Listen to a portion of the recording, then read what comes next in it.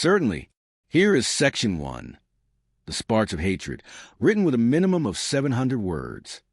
Hashtag Section 1, The Sparks of Hatred. Humanity's expansion into deep space began with wonder, not war.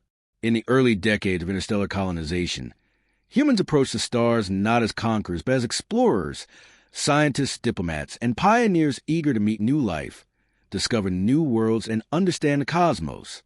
There were rules, unspoken and written. Establish peaceful contact, observe before acting, and never provoke. The dream was simple: peace among the stars. For a time, that dream held. Dozens of worlds were settled, terraformed, and networked into a growing galactic community. Primitive life was cataloged. Ancient alien ruins were studied with reverence. And then, everything changed when the Virek Dominion appeared.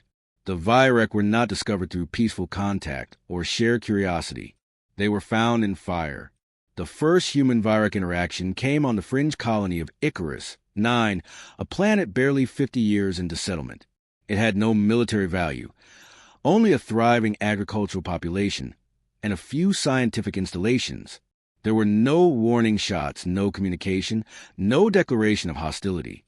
The Virek fleet simply appeared in orbit and unleashed destruction from the skies. Cities burned in seconds.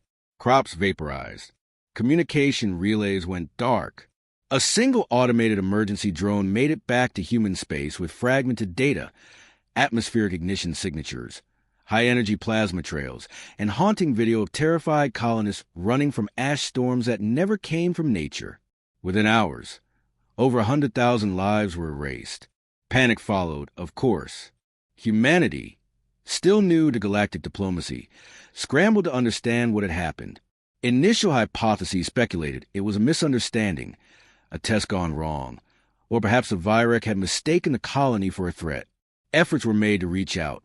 Messages broadcast in every known language and frequency, even ancient Earth dialects. But there was no answer. Then came the second strike. Cradle Station, an orbital research hub, was ambushed during a routine resupply mission. 37 researchers and 200 civilians lost. Again, no warning. Only silence after death. Humanity's reaction shifted from confusion to fear. News broadcasts stoked the flames of paranoia. Military leaders convened, demanding to know who these aliens were and why they were targeting unarmed settlements. But the archives were empty. No known records. No ancient mention. The Virek, it seemed, had either remained hidden for millennia or had only just emerged from somewhere humanity could not trace. But the worst part wasn't the attacks. It was a reason. A breakthrough came when a crippled Virek scout ship was captured near the Edgeway Belt. Inside, linguists and AI managed to partially decode their language. The truth was chilling. The Virek didn't attack because they misunderstood us. They attacked because they already knew what humans were, and they hated us. Their doctrine, stored in what was effectively a war Bible, described humanity as a contaminant species, an unpredictable biological plague that spread too quickly and adapted too well. The Virek believed in galactic purity, one order, one vision, and strict evolutionary control. By their philosophy, humans were wild, chaotic, emotionally unstable, and therefore dangerous. Worse still, they feared what humans could become. In their eyes, preemptive annihilation was not a war crime. It was a sacred duty. This knowledge shattered whatever remained of diplomatic hopes. Fear turned to grief. Grief turned to fury. On Earth, crowds marched in silence, holding pictures of the dead from Icarus 9. On Mars, the skies filled with black banners. Every human colony, whether rich or poor, felt the same tremor, an ancient call for survival. Humanity had never been united, not truly. Even after the Earth Wars and the Formation Accords, divisions ran deep. But now, the species faced a hatred so pure, so irrational, that no political ideology or territorial squabble could outweigh the threat. Across planets, across cultures, humans whispered the same thing. They hated us first. The words carried pain, but also clarity. By the end of that year, the Terran Unified Command was formed. Not a government, an alliance. A pact bound not by laws but by blood, forged in the grief of mothers and the rage of fathers. Volunteers flooded recruitment centers. Miners converted drills into weapons. Engineers began adapting old Earth tech for defense. Scientists once focused on medical breakthroughs now studied how to shut down Virek neural tech. The scars of those first strikes would never heal, but they etched a purpose into humanity's bones. This would not be a war of conquest, not even of revenge. It would be a reckoning. Let me know if you'd like to continue with Section 2F. Turn this into a short film script, F, or generate a title image, F, to match the tone. Here is Section 2, The Crucible Resistance, written to exceed 700 words. Hashtag Section 2, The Crucible Resistance. The war did not begin with grand fleets or gleaming battleships. It began with a spark, raw, desperate, and deeply human. After the initial strikes by the Virek Dominion, humanity found itself fractured, wounded, and vulnerable. Entire colonies were turned to ash. Civilian ships were ambushed in deep space. Orbital stations vanished from the stars, leaving only static and silence in their place. But beneath the fear, something primal stirred. Humanity did not kneel. It remembered. We remembered every century of struggle that forged us. Our wars, our survival through extinction events, our rebellions and revolutions. We remembered that survival wasn't granted. It was earned, and we began to fight back. At first, the resistance was chaos. Different governments and planetary jurisdictions couldn't agree on a strategy. Earth Central Command issued decrees that Mars refused to follow. The Titan colonies demanded independence even while mobilizing defenses. The Outer Belt settlements, scrappy, forgotten pioneers, ignored the bureaucracies entirely and started weaponizing mining equipment. But hatred has a way of uniting even the most divided. The Virek gave us a reason bigger than borders. And slowly, out of the blood and confusion, something new began to form. The Terran Unified Command, or TUC, was born not from politics, but necessity. It was an uneasy coalition at first. A patchwork of generals, scientists, resistance leaders, and engineers with no clear hierarchy. But they were bonded by one goal: survival through defiance. TUC's first major act wasn't a military strike. It was a message broadcast across all human and Virek-accessible channels, translated into over 70 languages. The statement was simple. You came for us. You struck first. You believed fear would silence us. We are not afraid. We are not broken. We are coming. That signal became legend, replayed endlessly in recruitment centers, across colonies, and in the minds of soldiers on the front lines. It was the moment humanity chose to stop running. The moment we turned rage into resolve. Across every settled planet, humanity began to adapt. Fast. Mars' orbital shipyards, once focused on luxury liners and merchant freighters, were converted into war factories. Earth's universities shifted their research into weapon systems, AI coordination, and cyber warfare. On Europa, an entire generation of young scientists volunteered to create hybrid tech using captured Virek components. They worked day and night, often with no sleep, building weapons they barely understood, reverse engineering alien engines using little more than desperation and caffeine. It wasn't just governments and militaries. Everyone contributed. Farmers sent food to distant moons. Engineers modified defense drones for long-range attacks. Retired veterans trained the young in guerrilla tactics, many of them learning to fight in zero-gravity and toxic atmospheres. Even criminals were pardoned if they volunteered for frontline duty. No contribution was too small. No human was considered expendable. The first victories were tiny, almost invisible. A single ambushed Virek patrol ship, a hacked satellite network that rerouted enemy communications, a small squad that disabled a Virek weapons platform using scavenged mining explosives. But they meant something. They were proof that the enemy could bleed.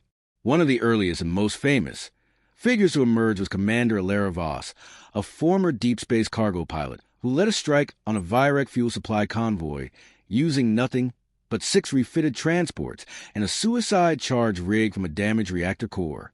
She survived. The Virek ships didn't. Her face became a symbol. A scarred woman, jaws set in grim determination, staring into the stars with soldiers' eyes. Resistance tactics became sharper, more brutal. Guerrilla warfare in asteroid belts. Coordinated ambushes on backwater moons. Radiation-choked trenches on the surface of barren rocks. Human soldiers learned to live off recycled air, processed sludge, and synthetic proteins for weeks at a time.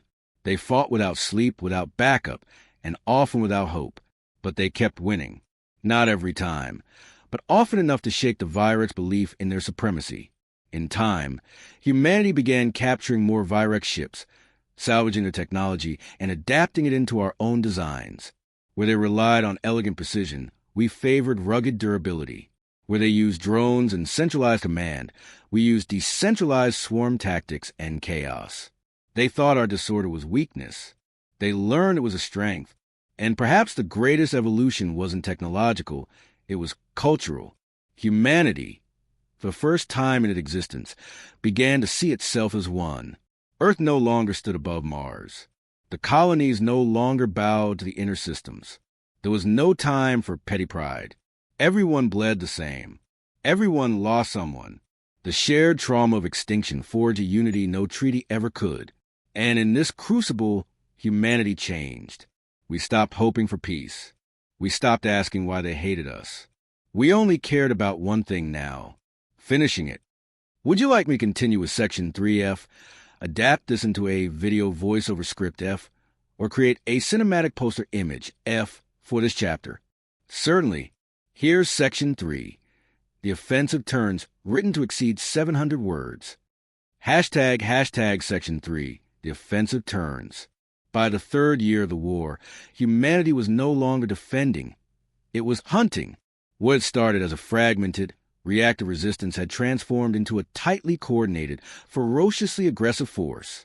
The Terran Unified Command had grown into a pan-human war engine, with representatives from every colony, lunar outpost, orbital station, and even deep space mining vessels contributing to a grand strategy. The shift in momentum was undeniable. Humanity had learned, adapted, and evolved. Now it was the Virex who were reacting. We took the fight to them. It began with Operation Emberwake, a bold offensive deep into contested Virex-held territory. The target was a supply depot orbiting the molten world of Garen 6, a key logistical hub for Virex-forward fleets. According to simulations, a direct assault will result in catastrophic losses. But humans, unpredictable as ever, didn't send warships. They sent hijacked mining barges, disguised as cosmic debris, loaded with soldiers and pulse charges. The Virex never saw them coming. The depot exploded from within, scattering plasma fires across the orbiting defense grid. Debris rained down on Garen 6 for days. That attack was a signal. Humanity was no longer playing defense. Human fleets, a patchwork of hybrid technology and modular engineering, began pushing deeper into the Virex frontier. Battles erupted not just in open space, but in gravity wells, planetary rings, and even beneath the oceans of exoplanets. Each encounter tested our ingenuity, and every victory fed our resolve. Virex communications were filled with confusion. They had assumed, arrogantly, that humans could not wage war on their level. They were wrong. Where the Virex relied on rigid hierarchy and protocol, we thrived in improvisation. Where they engineered perfection, we engineered unpredictability. Battle of Karen Gate became a turning point. Karen Gate was a wormhole stabilization, node critical to Virex reinforcement routes.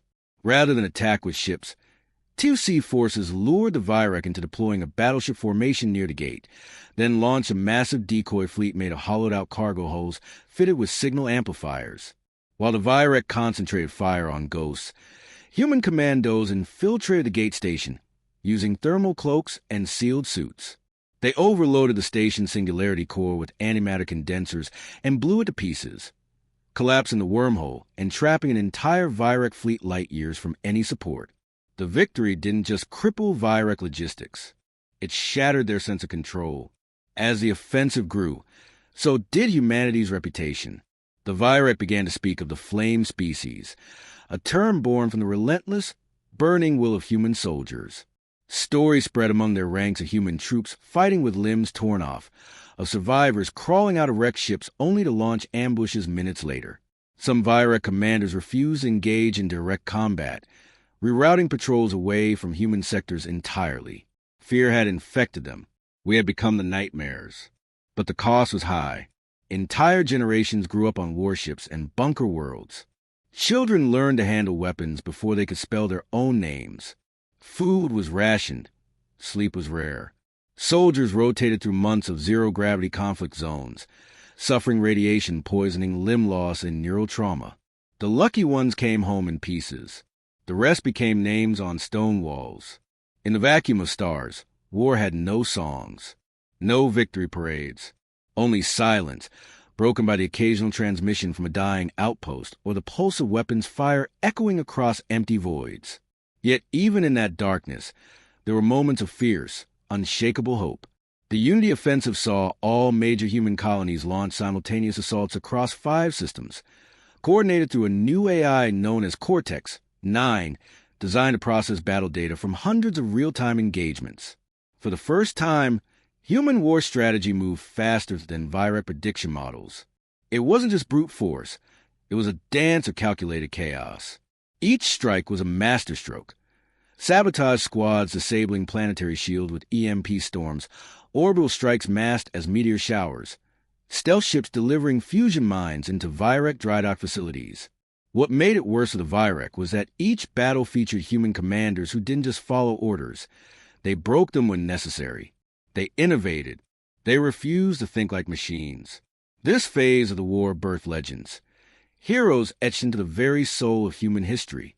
Astra's Captain Merrick Nix, who held a shattered defense platform for 14 days with no reinforcements, feeding his squad recycled water and victory speeches until a last-minute rescue arrived. Astra's Dr. Asha Talon, a bioengineer who developed a targeted viral program that disrupted Vyrek communication implants, turning their own neural network into a liability. Astra Scout Unit Theta 12, an AI-assisted recon team that became the first human presence on a Vyrek homeworld, mapping it in full before vanishing without a trace. And behind every soldier was a civilian building weapons in frozen stations, mothers coding targeting systems in recycled bunkers, students designing field medical bots while hiding from orbital scans. This wasn't just war. It was every last human giving everything they had. And yet, there was still no surrender. No plea. The Vyrek fought on with the same fanatical hatred that had started it all. But the balance had shifted. For the first time, we saw the fear in their actions. Retreats, disorganized flanking, increasing casualties. They had drawn first blood, but now they were bleeding more. Humanity had become what the Vyrek feared most. A united, adaptive, unbreakable force. And we weren't finished. Not yet. Ready for the climax? I can continue with Section 4, the End and Aftermath F, or generate a battle map illustration F, or help create a trailer-style video script F based on this chapter. Absolutely. Here is Section 4, the End and Aftermath, written to exceed 700 words. Hashtag Section 4, the End and Aftermath. The final phase of the war didn't feel like victory. It felt like gravity collapsing inward, slow, crushing, and inevitable. Every star system the Vyrek lost made them more desperate.